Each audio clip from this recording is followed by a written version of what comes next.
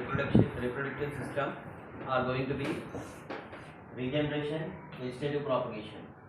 In the previous classes we have studied about few definitions of the terminology that we will be coming across in the reproductive systems, and as well as some of the primitive organisms, how they are going to reproduce, that is binary fission, parthenocarpy, etc. we have seen. Now the another asexual reproduction which will be coming under, it is not a reproduction but it is one type which can be considered as asexual reproduction, that is regeneration. Regeneration means reproduction of the last body parts, not a complete organism. In asexual reproduction we are going to produce a complete organism. One individual is going to form into two individuals, just like we have seen paramecium or bacteria. During binary fission they are going to give rise to one individual, one bacteria is going to give rise to two are going to give rise to four. But here in regeneration process, the last body parts in some of the animals will be regained or regenerated once again. That process is known as regeneration. The best example is lizard. Lizards will be cutting off their tails purposefully or by means of any damage done to their tail. The tail will be lost, and during the course of time they are going to regenerate a new tail in place of old ones. This process of reproducing new organs, body organs or body cells is known as regeneration. Another example I can give you is when you are wounded. When you fall down, you get wounded. Then after few days, if you are going to apply ointment or some process, during few days in course of time, new skin will be developed in the place of old ones, and it is going to cover your entire skin in that region, wounded region. This is another example for regeneration. Okay, regeneration is one of the examples. Another example. Now next is vegetative propagation. The means of production of a plant from the vegetative parts is known as vegetative propagation. Vegetative parts are namely stem, roots, leaves, etc. other than flower or other than the structures which have ovary and male gametes, that is anther. Pollen grains will be generated from anther. Ovary will be having ovules. Other than this, these are generally present in flowers.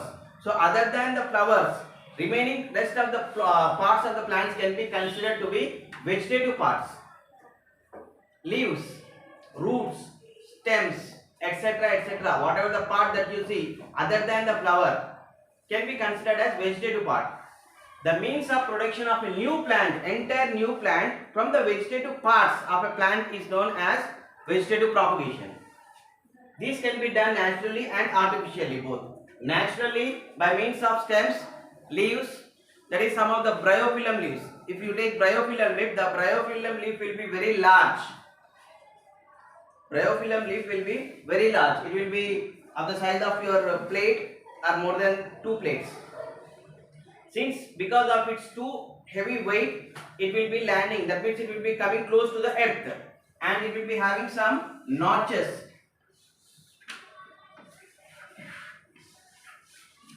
For example, if this is considered to be the bryophyllum leaf, it will be consisting of edges or notches in between the leaves. So in the notches of the leaves, they will be forming adventitious roots on its own. Some of the roots will be developed on its own in the notches of the leaves, in between the leaves. Wherever the edge is there or curve is there, at that portion they will be developing some roots. When this portion of the leaf is cut off, or by natural means or by human beings or by animals, when they fall down, then they are going to develop into a complete plant, bryophyllum plant. This is developing from vegetative part. Leaves are considered to be vegetative part. So this is an example for natural propagation of plants. And you can also take stems. Jasmine, best example. Jasmine stem will be very weak, so that they will be bending towards the soil. In course of time, if they are covered with soil, the stem which is bent near to the soil, in course of time it is being covered by soil, then they are going to develop adventitious roots on its own in the bent portion. And if it is cut off by human beings, by animals or by naturally, then that branch will be developing into a new jasmine plant. That is stem example. Tubers, bulbs, etc. Bulb means onions. Example is onion. Tubers example is potato. On potato, you can see sunken portions over it, and you can also see some green leaf-like structures over some potato region. Those sunken spots are called as eyes of potato. They are called as eyes of potato, and if they are cut off, peeled off, are removed from that region, and if we plant in the soil, then they are going to develop into a new potato. So this is vegetative propagation. Vegetative propagation means no involvement of gametes, no involvement of flower or reproductive organs. Only vegetative parts, namely either leaf, stem or roots. You can also take carrot for roots. Carrot will be having hair-like structures. Over that one you can see some notches, and if you place that one, or radish, if you place that one, then they will be removed. The radish or root, radish or carrot, whatever that you see is a root. So they will be developing into individual plant. This type of propagation or developing plants newly from the vegetative parts of the plant is known as vegetative propagation, and if this occurs naturally without the involvement of human beings, then that type of propagation is known as natural propagation, natural vegetative propagation. Okay. Now artificial. This natural vegetative propagation can also be done by means of human beings artificially. There are three methods by which we can reproduce a new plant with the help of this artificial technique: cuttings, layering and grafting. These are the three techniques, each of which has distinguished characters. Cutting. The best example I can give you is a rose plant and hibiscus. Hibiscus, mandara. Rose plant. When you cut off a branch of either rose or hibiscus, you cut off and you place it in the soil and provide some nutrients as well as water to it. Just water it. After few days, that cut off portion which is being planted in the soil will develop into a new individual plant during favorable conditions. During rainy season, you might be observing most of the rose plants branches will be cut off and they will be planted in the soil. 90 to 95% of during favorable condition plants branches will give rise to a new plant. That means this method can be considered as cutting the branch, cutting a part by artificially by human beings is known as vegetative propagation, which is an example for cutting. You have to cut down the stem portion of a rose plant or a hibiscus, plant in the soil, and then you provide suitable conditions like watering it. Then it is going to develop into a new plant, individual plant. This method will be coming under cutting. Next, layering. I told you in the example of jasmine, chrysanthemum, chamanti, jasmine, they will be having weak branches. So even if they don't bend, they will be having the tendency to touch the ground. Then whatever the branch that is being touching the ground, you just remove the soil. Layering means you just peel off the branch with the help of a blade and just cover it with the help of the soil and keep a stone over it. Peel off the lower part of the branch with the help of a blade, sharp it just like sharpening the pencil, sharp it and place it under the soil. Remove the soil, place it under the soil.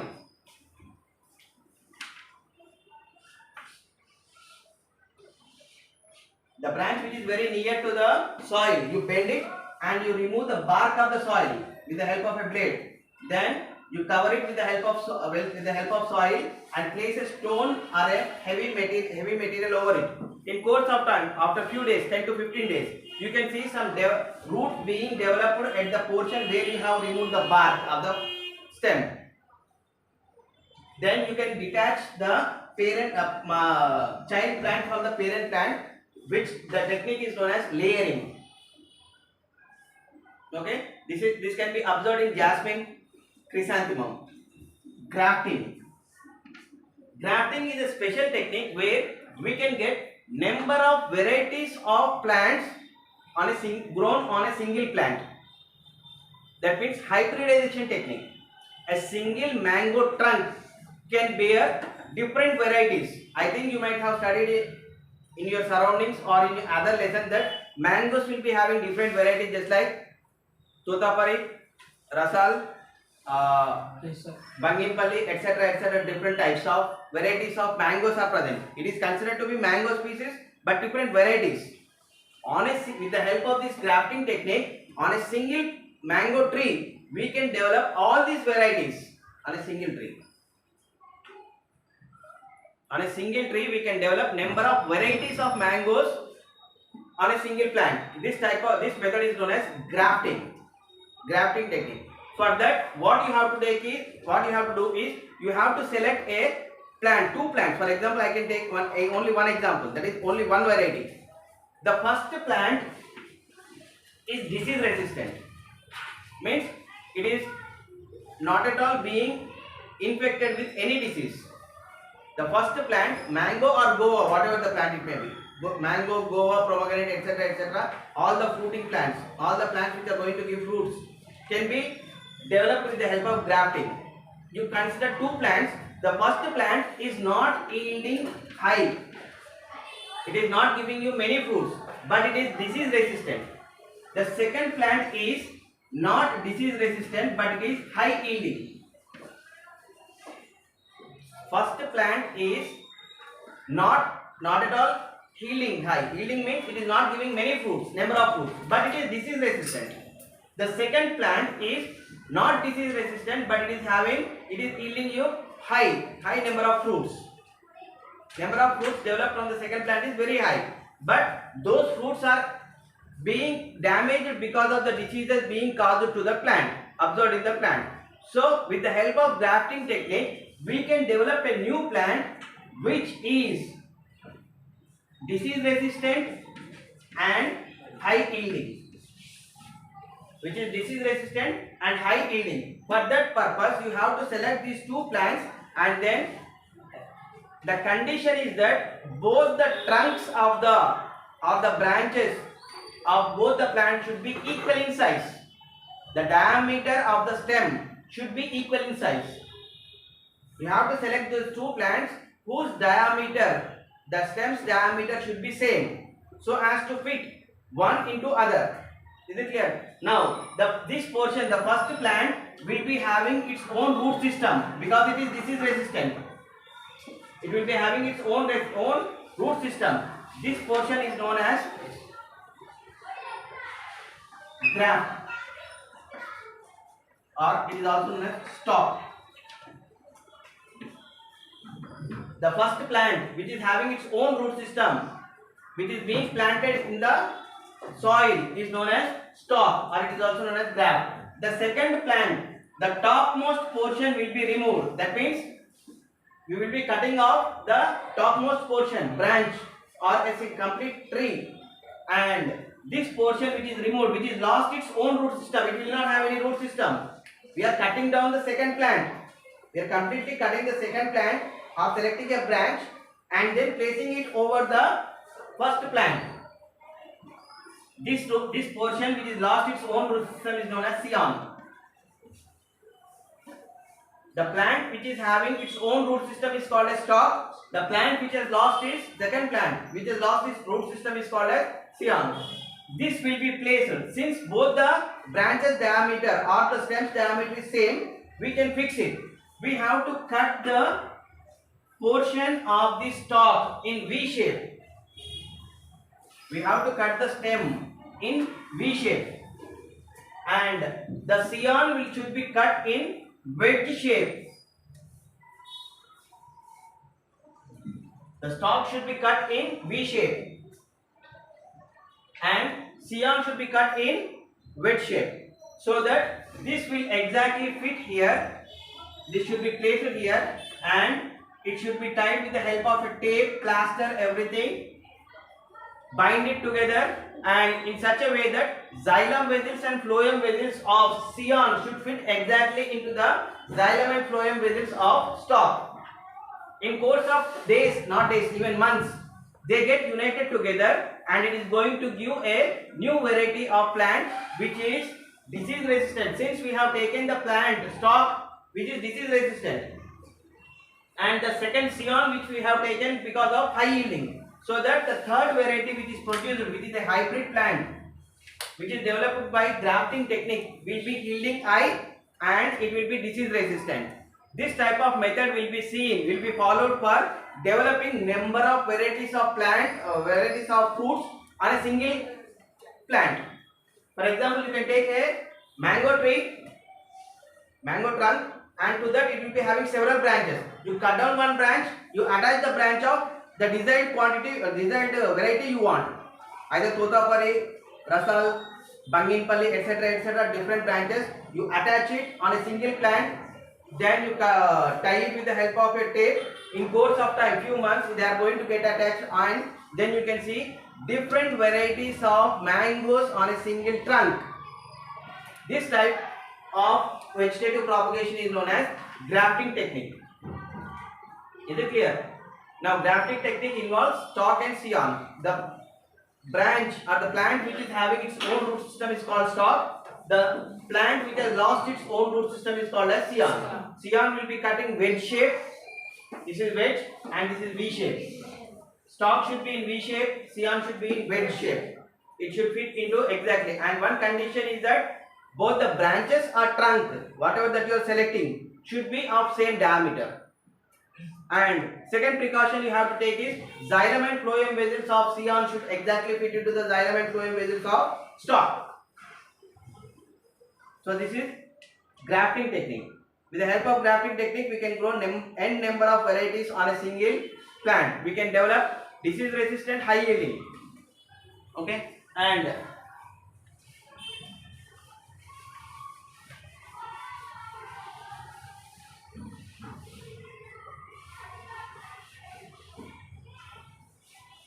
nowadays we have developed in not recently, long back, we have developed a special technique called as tissue culture, where we are going to develop an entire plant from a single cell or a single tissue, either from plant or leaf, root, etc. in artificial medium, that is agar-agar medium in the laboratories, and this will be yielding you thousands to lakhs of plants within a single day.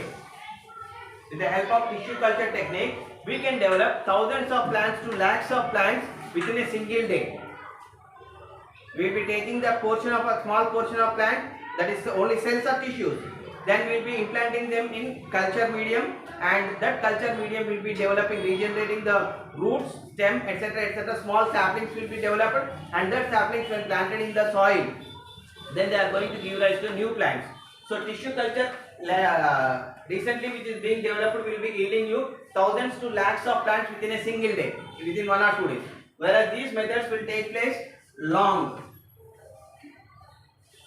time consuming and less production. Whereas tissue culture will be high yielding and time efficient. Within limited period of time you are developing thousands to lakhs of plants. Now we have to conduct an experiment for spore formation, and you might have observed some bread molds growing on the bread in your houses. If you are going to keep a bread or an apple or any fruit for longer time without preserving in the refrigerator, then you can see some white fungus like substance or black fungus like substance growing over the bread mold or the fruits, apple or whatever it may be. Those will be consisting of spores, that is called as sporangium. What they will be having is, they will be having some branches which are called as hyphae, and it will be having a bulb like structure or over it which is called as sporangium. If you observe it under a microscope, you take the whatever the black colored fungus or whatever the white colored fungus which is grown on bread or fruits in your house, if you place it under the microscope, then you can see this type of structure, the branch structure as well as a bulb like structure over it. This bulb like structure is called as sporangium and the branch structures are called as hyphae. This sporangium will be consisting of, when it is burst with the help of your hand or pin or anything, then it consists of spores, and these spores will be released into the air. Since they are very light and microscopic that you cannot see under your naked eye, they will be liberated easily into the surroundings. So these spores will be coming from the fungi and some of the mucous bacteria also. So when they fall on suitable condition, when they fall on bread or any edible material, and during favorable conditions they are going to give rise to a new hyphae and sporangium, etc. Material will be seen, which you will be calling as black molds or white molds. For this we can conduct an experiment. You take a loaf of bread or a fruit, cut it and keep it aside for 5 to 6 hours or 10 hours maximum. Okay, then take the bread, whatever you have kept it over it, and sprinkle some water over it. You just sprinkle some water over it and cover it with the help of a polythene bag. Keep it aside in the darkness. Keep it aside in the darkness in your kitchen, wherever you won't reach any light. Wherever that material has to be kept, that experimental material has to be kept in darkness completely for 5 to 6 days or 1 week. Then you remove that one, remove the cover. You can see some amount of black colored fungus growing over it. That black colored fungus can be removed with the help of a forceps, and it can be observed under the microscope. Take a slide. I think you know about slide. Take a slide, place some water, 1 or 2 drops of water over it. With the help of a forceps, whatever the material that is developed on the bread, you remove it and you keep it over the water droplet. Then place a forceps over it. Place a forceps over the fungus material which you have taken from the bread. Then you remove the water, excess water which is present over there, with the help of a blotting paper or a tissue paper. Observe it under the microscope. You can clearly observe this type of material over it. That is sporangium and hyphae, which is known as spore formation, will be seen. And this spore formation, that is when it is burst by air, by wind, or by human beings or any animals, then animals means insects, then it is going to burst and liberate the spores into surroundings. When they fall on suitable conditions, that is favorable conditions, then they are going to give rise to these molds, that is fungi. This is how the fungi will be spreading from one place to another place. Okay, now today's topic is sporophylls. Sporophylls will be formed on the fern plants. Sporophylls can be seen on fern plants. These fern plants you can see in gardens. Over the base of the leaves, it will be consisting of some black spots over it. Over the leaves, it will be not over the leaves, underneath the leaves. At the lower surface of the leaf, if you turn it, it will be consisting of some black spots over it. Those black spots can be considered as sporophylls, and they will be consisting of the same spores. They will be spread and they are going to propagate. These are the examples for vegetative propagation, where no involvement of gametes is there. They are spreading on their own and they are developing on their own during the favorable conditions.